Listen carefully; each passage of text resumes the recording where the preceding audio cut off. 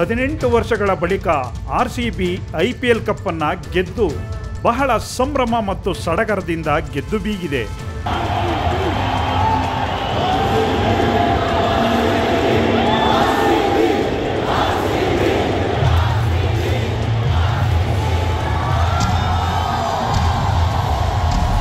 ಆದರೆ ವಿಜಯೋತ್ಸವದ ಮೆರವಣಿಗೆಯಲ್ಲಿ 11 ಯುವಕ ಯುವತಿಯರು ನೂಕುನುಗ್ಗಲಿನ ಕಾಲ್ತುಳಿತಕ್ಕೆ ಮೃತಪಟ್ಟಿದ್ದಾರೆ.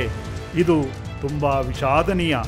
ಸರ್ಕಾರ ಮೃತರ ಕುಟುಂಬಕ್ಕೆ 10 ಲಕ್ಷ ರೂಪಾಯಿ ಪರಿಹಾರ ಘೋಷಣೆ ಮಾಡಿದೆ. ಸುಮಾರು 9 ಲಕ್ಷ ಜನ ಸೇರಿದ್ದರೆಂದು ಅಂದಾಜಿಸಲಾಗಿದೆ. ಇದು ಗೇಟ್ ನಂಬರ್ 3ರಲ್ಲಿ ನಡೆದ ದುರ್ಘಟನೆ. RCB ಕಪ್ನ ಗೆದ್ದ ಸಂಭ್ರಮಾಚರಣೆಯಲ್ಲಿ ಮೃತಪಟ್ಟ ಭೂಮಿಗ್ನ ತಂದೆ ಆಕ್ರಂದನ ಹೇಳತಿರದು. 100 ಕೋಟಿ ಆಸ್ತಿ ಸಂಪಾದನೆ ಮಾಡಿಟ್ಟಿದ್ದೀನಿ, ಹೊತ್ಕೊಂಡು ಹೋದ್ನ ಅವನು ಎಂದು ನೋವಿನಿಂದ ಹೇಳಿದ್ದು ಮನಸ್ಸಿಗೆ ತುಂಬ ನೋವಾಯಿತು. ನೀವು ಸೆಕ್ಯೂರಿಟಿ ಮಾಡಿಲ್ಲ ಅಂತ ಹೇಳಿ ಮಾಡಿದರೆ ನನ್ನ ಮಗನ ಉಳಿಸ್ಬೋದಿತ್ತು. ಒಂದು ಆಂಬುಲೆನ್ಸ್ ಸೌಕರ್ಯ ಮಾಡಿದರೆ ನನ್ನ ಮಗನ ಉಳಿಸ್ಬೋದಿತ್ತು. ನನ್ನ ಮಗ ಒಬ್ಬ ಅಲ್ಲ, 11 ಮಕ್ಕಳಿಗೆ ಶಾಪ ನಿಮಗೆ ತಟ್ಟುತ್ತೆ. 11 ಮಕ್ಕಳು ತಂದೆ ಪೇರೆಂಟ್ಸ್ ಶಾಪ ನಿಮಗೆ ತಟ್ಟುತ್ತೆ. ನಿಮಗೆ ತಟ್ಟಿದಾಗಲೇ ಆಗುತ್ತೆ. ನನ್ನ ನೋವು ನಾನು ನೆನ್ನೆಯಿಂದ ನಾನು ನೋಡ್ತಿರೋದು ನೋವು ನಿಮ್ಮ ಮಕ್ಕಳಿಗೆ ಬರಬೇಕು. ನಿಮ್ಮ ಮಕ್ಕಳಿಗೆ ಬರಬೇಕು. ಯಾರು ಅರೇಂಜ್ ಮಾಡಿದ್ರಿ ಆವಾಗ ನಿಮ್ಮ ಮಕ್ಕಳಿಗೆ ಬರಲಿ.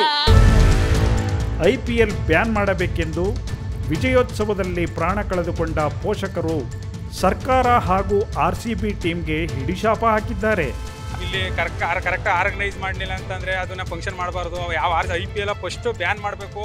ಇಂಥ ಅಮಾಯಕರನ್ನ ಅವ್ನು 24 ವರ್ಷದ ಹುಡುಗ ಮದುವೆ ಮಾಡಬೇಕು ಅಂತ ಓಡಾಡ್ತಾ ಇದ್ದೋ ಅಂಥ ಹುಡುಗನ ತಿನ್ಕೊಬಿಟ್ರು ಬೆಂಗಳೂರಲ್ಲಿ RCB ಅವರು ತಿನ್ಕೊಂಡ್ರು. ನಾವು ಗೌರ್ಮೆಂಟು ತಿನ್ಕೋತು. ನಮ್ಮ ಜೀವನದಲ್ಲಿ ನಮ್ಮ ಮಾವನಿಗೆ ಒಬ್ಬನೇ ಮಗ, ನಾವು ನಮ್ಮ ಬೆನ್ನೆಲುಬಾಗಿದ್ದ ತಿನ್ಕೊಂಡ್ರು. ಇಷ್ಟೇ. ಇಂಥ ಜೀವನ ಇನ್ನೊಬ್ರಿಗೆ ಯಾರಿಗೂ ಬರಬಾರ್ದು.